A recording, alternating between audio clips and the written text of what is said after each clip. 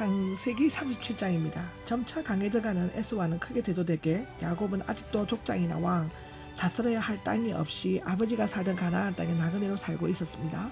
어떻게 보면 불신앙적이고 세상적인 강성함이 신앙적이고 영적인 강성함보다 그 진행 속도가 빠른 것처럼 보여질 수도 있습니다. 그러나 다른 사람들이 세상적으로 잘 되는 동안 하나님의 약속과 축복을 기다리는 데에는 많은 인내와 깊은 신앙이 필수적으로 요구되고 있습니다. 37장에서 50장까지는 족장의 역사에 있어서 마지막 주인공인 요셉의 역사가 기록되어져 있습니다.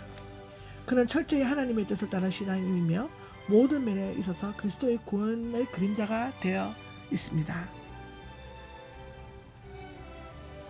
형들의 시기와 요셉의 꿈이 1장에서 11절에 나오는데요. 야곱은 자리 잡고 살았다는 것은 세일로 이주하여 크게 번영한 에서와는 달리 야곱은 떠돌면서 나그네 살이하던 아버지가 머물러 살던 약속의 땅에서 자리 잡고 있었습니다. 17살 된 요셉은 한창 꿈과 호심이 많고 육체적 정신적으로 눈을 뜨기 시작한 청소년기였기 때인 것 같습니다. 그는 그의 형들과 함께 열심히 양을 쳤고 첩이었던 비라와 실바의 아들들을 도와주었습니다. 아마도 다른 형들은 첩의 아들들이라고 멀리하려고 했던 것 같이 보여집니다. 요셉의 너그러운 마음을 엿볼 수 있습니다.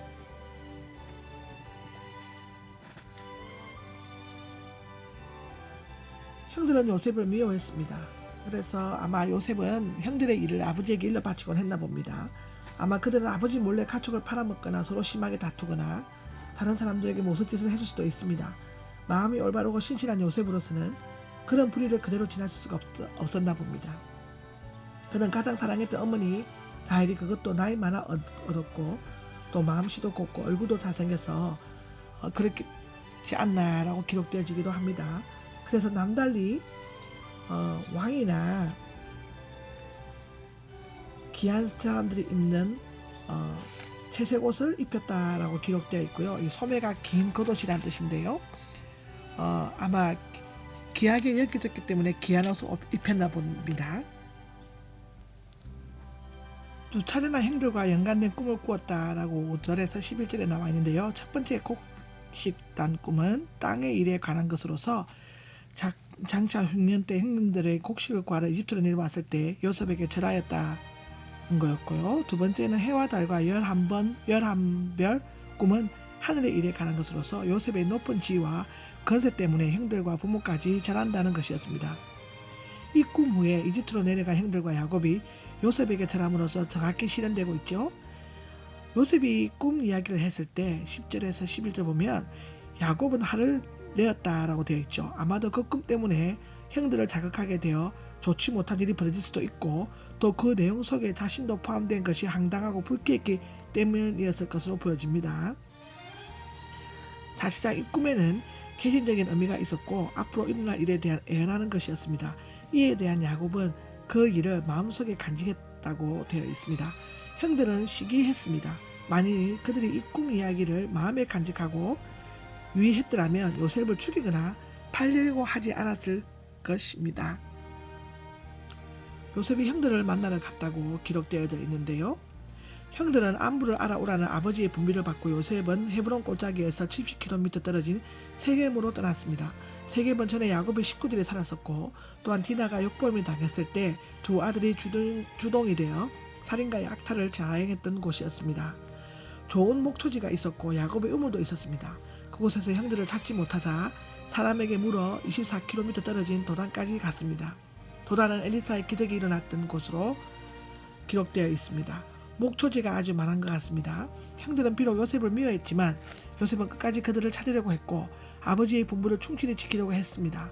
우리는 요셉이 아버지의 명령을 쫓아 형들의 사악한 업무가 기다리고 있는 세겜과 도단으로 떠나는 것처럼 하나님의 아들은 사탄의 시험이 기다리고 있는 곳으로 성령에 이끌려 가셨습니다. 마태복음 4장 1절에 기록되어져 있습니다. 야곱의 아들들은 요셉을 동생으로 여기지 않고 아버지의 사랑을 독차지하고 자신들을 무시하는 철천지 원수인 것처럼 여겼을 것입니다.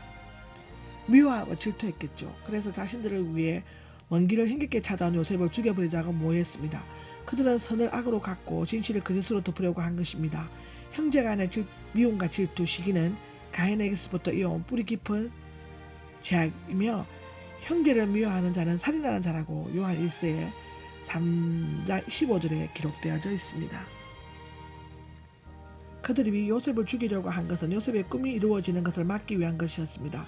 그들은 누이에 대한 보복으로 세겜 사람들을 죽이려고 음모를 꾸몄고 이제는 자신의 동생을 죽이려고 모의하였습니다.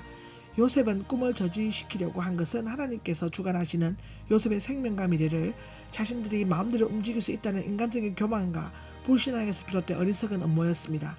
한 치 앞도 내다보지 못하는 연약하고 제한적인 인간이 하나님과 대적하여 싸우려는 것은 실로 한심한 일이 아닐 수가 없습니다. 21절에 그를 죽이는지는 말자. 루벤의 만류로 요셉을 엉덩이에 던져 넣기로 했습니다.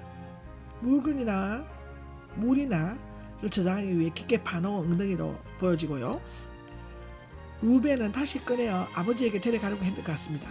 루벤은 큰아들로서 이전에 패륜 행위를 범했지만 이번에는 무서운 범죄를 조금이나마 줄이려는 역할을 하려고 했던 것 같습니다.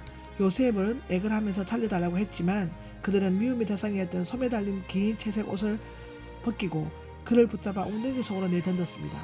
만일 이때가 우기였다면 엉덩이의 고인 물 때문에 요셉이 죽었을 것입니다. 한 무리의 이스마엘 상인들은 25절에요. 마침 이스마엘 상인들이 길르앗에서 오고 있었는데 이들은 미디안 상인들로도 불러졌습니다. 왜냐하면 이스마엘은 여종 하갈에게서 비롯된 아브라함의 후손이었고 미디안도 그두라라는 첩에서 비롯된 똑같은 아브라함의 후손이었기 때문입니다. 그들은 길르앗에서 나는 향품과 휴황, 물약을 싣고 이집트로 내려가는 중이었습니다. 도단은 이집트로 내려가는 무역로 근처에 있었으므로 그들에게 쉽게 요셉을 넘길 수 있었을 것입니다.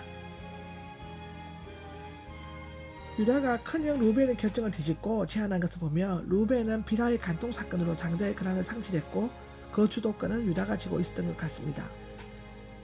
요셉은 은 20개에 팔려 이집트로 끌려가는데요. 일단 이 은 20개라는 것은 여호와께 소년으로 바쳐지는 금액 레위기 27장 5절에 기록되어 있고요. 출애굽기 21장 32절에 보면 성인 노예의 값은 은 30이었습니다. 그리고 마태복음 26장 15절에 보면 가룟 유다가 예수님을 판 가격과도 같습니다. 참 아이러니하죠. 일단 생명을 끊을 수 있었을 것 같습니다. 팔려간 사람들은 물건처럼 노예시장에 내놓고 그를 산 주인은 마음대로 부리거나 심지어 죽일 수도 있었습니다. 요셉 개인으로서는 형제들에게 팔려 이집트로 끌려간 것은 엄청난 불행이었지만 거기에는 이집트에서 큰 민족을 이루시는 하나님의 섭리가 있었습니다.